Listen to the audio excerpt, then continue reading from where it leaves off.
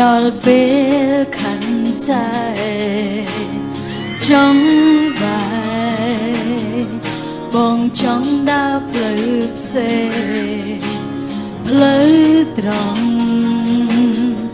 ត្រូវបងបាយបងលើស្រាប់តែលើដៃខំស្រឡាញ់ដោយស្មោះគេបបងចោលទុំខ្ញុំនៅតែតឲ្យរងរីងរៃបងមកលីអូនមួយម៉ាត់បងស្ងៀមស្ងាត់តែគ្មានអាឡ័យហើយអ្វីត្រូវបែក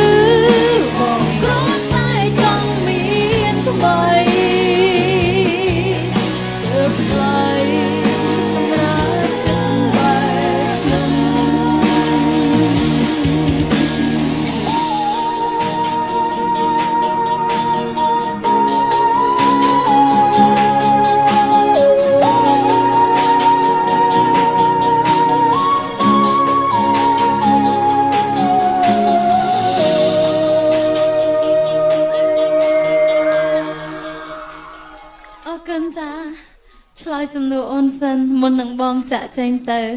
អរគុណឥឡូវនេះសូមបន្តរីករាយជាមួយនឹងខ្ញុំមួយបទទៀតណា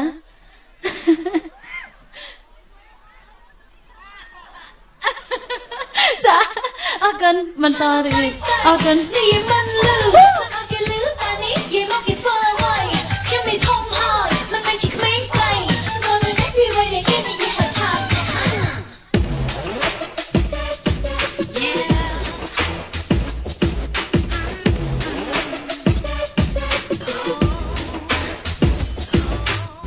ស្ ណែក្បត់ជាចេញទៅឲ្យឆ្ងាយស្នេហ៍ស្មោះចាំចូលមកចិត្តតាន់ពេលនេះខ្ញុំបបដួងចិត្តអាយុប៉ុណ្ណាដឹងរឿងស្នេហាតាមមិត្តភក្តិមិនតន់រកបានម្នាក់មើលកូនរឿងស្នេហ៍ចង់ដែរប៉ុន្តែខ្លាចតែវាមិននៅក្នុងកូន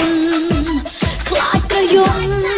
គេប្រឌិតមានតែក្នុងភាពយន្ត Silly girl តែចំពោះស្នេហាស្នេហ៍តែខ្លាចតែឈឺចោល Silly girl មិនមើលតែរូបសង្ហា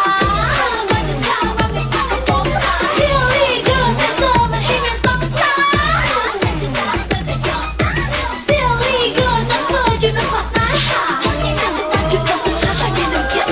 លោកមានអ្នកតាមតែតងខ្ញុំជាហោហាយក៏ប៉ុន្តែមើលទៅសតមិនតែលេងលេងមិនរំភើបមិនធ្វើអ្វីផ្លាយធ្វើឲ្យដួងចិត្តខ្ញុំឆ្លក់វងវែងចូលចិត្តមនុស្សដែល romantic ចូលចិត្តមនុស្សដែលចេះលេងភ្លេងចេះជាងចំរៀងមកពេលខ្ញុំគេងចារឹកដូចក្មេងលេងសើចនឹងអាយុប៉ុណ្ណាដឹងរឿងស្នេហាតាមមិត្តភក្តិមិនតន់រកបានម្នាក់មើលកូនរឿងស្នេហ៍ចង់ដែរប៉ុន្តែខ្លាចតែវាមិននៅក្នុងកូនខ្លាចប្រយ័ត្ន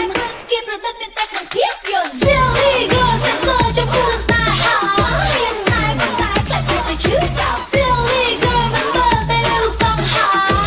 មិនទៅថាមិនមានតែកំពុង Silly girl តែមិនហ៊ានមានសង្សារតែជាតែចង់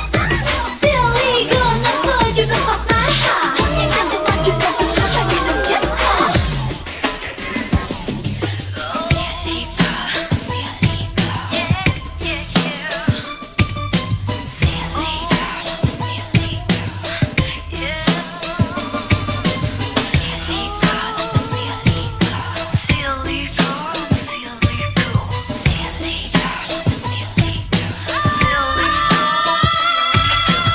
Silly girl តែចំពោះស្នេហាស្នេហ៍តែខ្លាចតែឈឺចោល Silly girl មិនមើលតែរូបសង្ហា